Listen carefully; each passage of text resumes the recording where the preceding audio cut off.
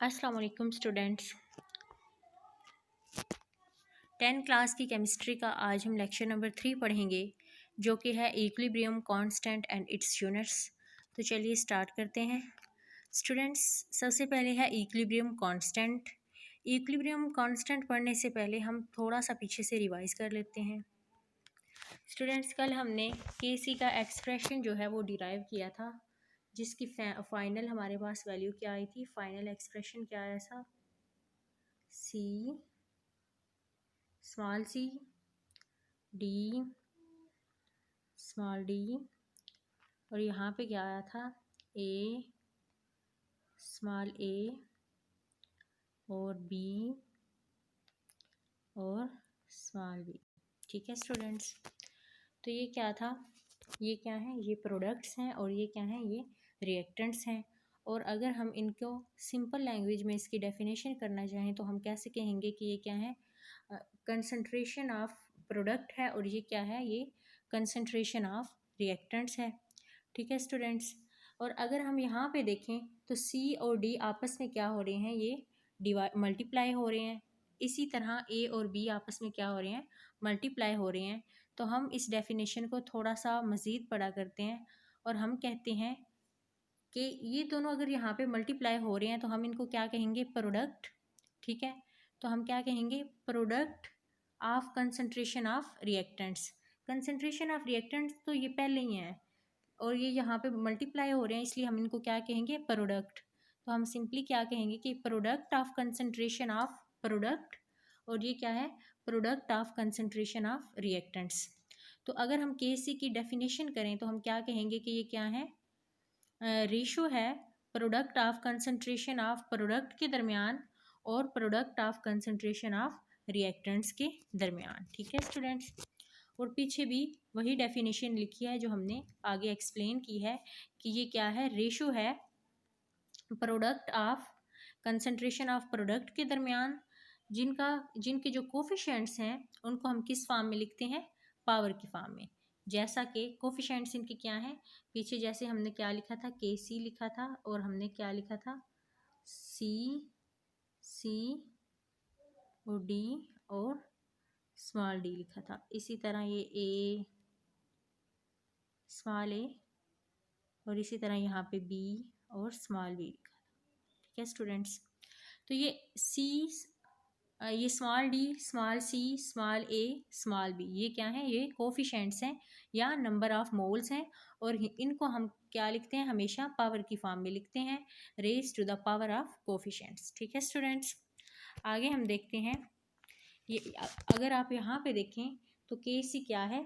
Product of concentration of product, जैसा कि हमने पीछे लिखा है पढ़ा है, क्या था? ये प्रोडक्ट था कंसंट्रेशन ऑफ प्रोडक्ट के raise to the power of coefficients, और कोफिशिएंट्स को हम कैसे लिखते हैं? हमेशा पावर की फॉर्म में।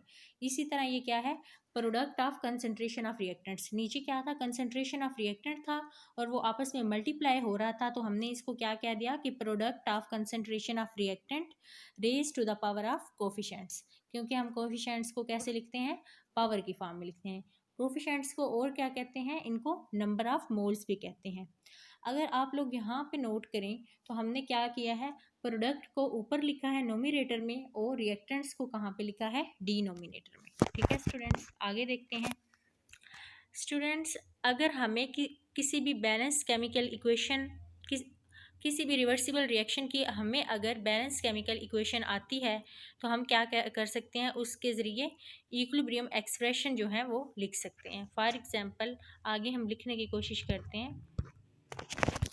ये क्या है? एक मिनट, ये एक रिएक्शन है जिसमें क्या है? रिवर्सिबल रिएक्शन है, जो हम पीछे पढ़ भी चुके हैं कि हाइड्रोजन और आयोडीन जब आपस में रिएक्ट करते हैं तो ये क्या बनाते हैं? हाइड्रोजन आयोडाइड बनाते हैं। अब हम इसके लिए के सी लिखते हैं। हम इसके लिए के सी कैसे लिखेंगे? यहाँ पे हम के सी लिखते हैं इज इक्वल टू, ऊपर हमारे पास क्या आ जाएगा? प्रोडक्ट ऊपर आता है ना, तो हम हाइड्रोजन आयोडाइड क्या करेंगे? इसको क्या लिख देंगे? ऊपर लिख लेंगे। और ये कोफिशिएंट को हमने कहा है हम पावर में लिखते हैं, तो हम यहाँ पे लिख देंगे। ठीक है, 2। इसी तरह रिएक्टेंट्स क्या है? ये नीचे आएंगे, ये दोनों रिएक्टेंट्स हैं। हाइड्रोजन भी नीचे आ जाएगा और क्या आ जाएगा, आयोडीन भी क्या आ जाएगा, नीचे आ जाएगा। तो हमने क्या किया, इस रिएक्शन के लिए हमने क्या लिख दिया, Kc लिख दिया। अब यहाँ से हम क्या करेंगे, यूनिट्स निकालेंगे। ठीक है, तो यहाँ पे तो स्पेस नहीं है, हम दोबारा से इसको कर लेते हैं। यहाँ पे हम इसके लिए यूनिट्स निकालेंगे, ऊपर हम छोटा सा Kc लिख देते हैं ताकि हमें यूनिट्स निकालने में आसानी हो। हमारा Kc क्या आया था, Hi, और ये ऊपर क्या आया था, 2 आया था, नीचे क्या आया था, हाइड्रोजन और आयोडीन, जो कि रिएक्टेंट्स हैं, इनको हमने क्या लिखा था, नीचे लिख दिया था। ठीक है, अब हम इनकी यूनिट्स लिखेंगे। तो हम कैसे लिखेंगे, यहाँ पे हम यूनिट्स की हेडिंग इज इक्वल लगा लेते हैं।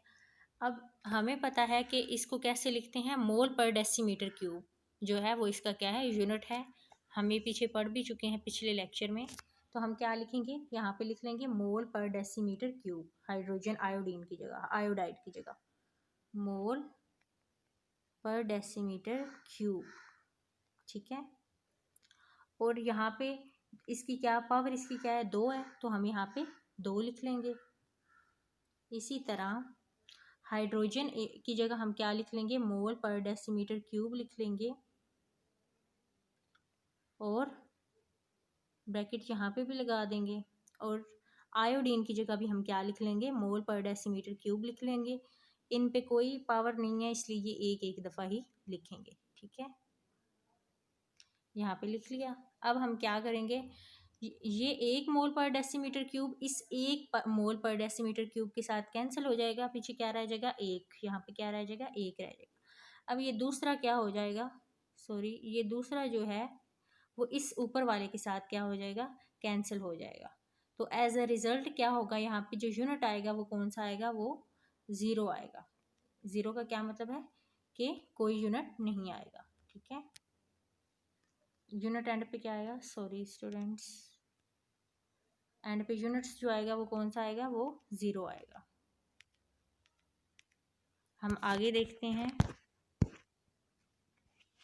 तो इसका मतलब है कि हम क्या कर सकते हैं, अगर इनमें न्यूमेरिकल वैल्यूज़ को पुट करके क्या कर सकते हैं, Kc जो है वो मालूम कर सकते हैं। इसके अलावा इनके यूनिट्स भी हम डिराइव कर सकते हैं।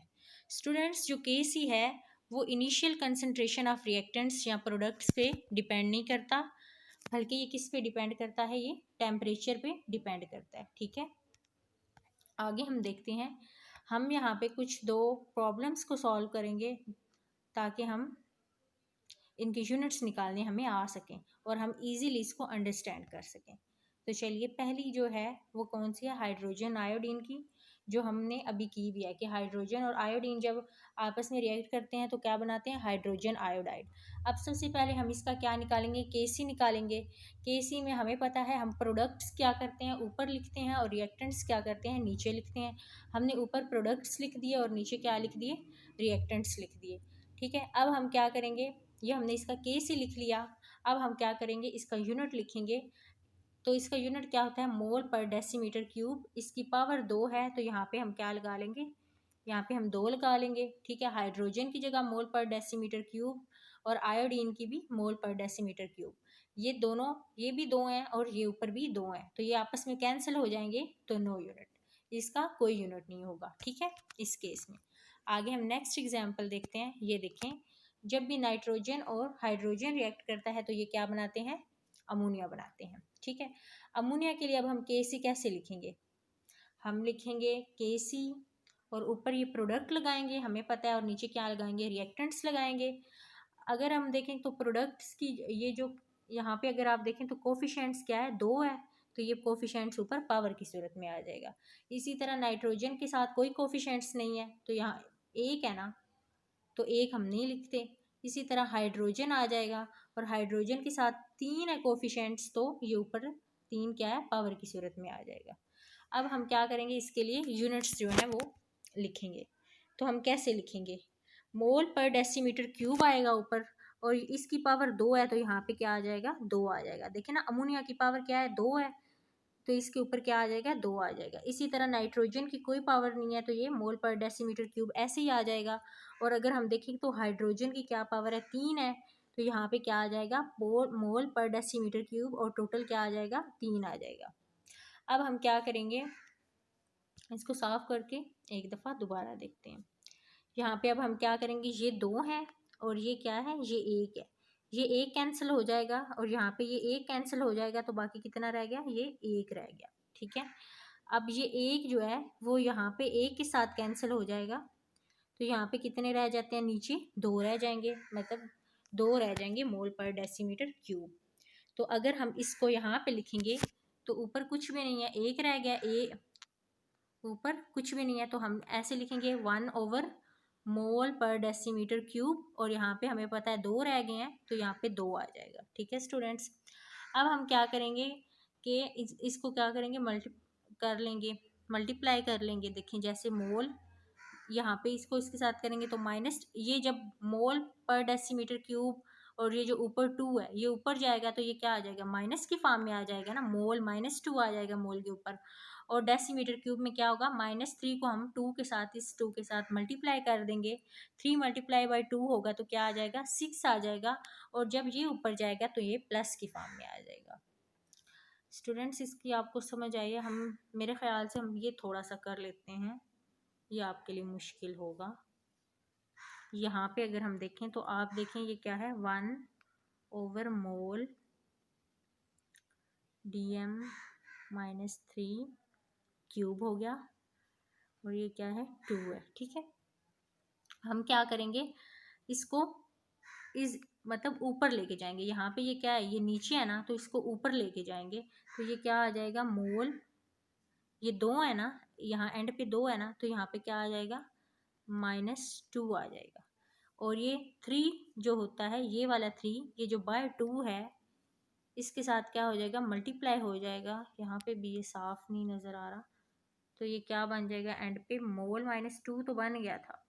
ठीक है, मोल -2 बन गया था, और वो 3 उसके साथ मल्टीप्लाई हो जाएगा, तो ये क्या बन जाएगा, -2, और यहाँ पे क्या बन जाएगा, 6 बन जाएगा ऊपर जब जाएगा।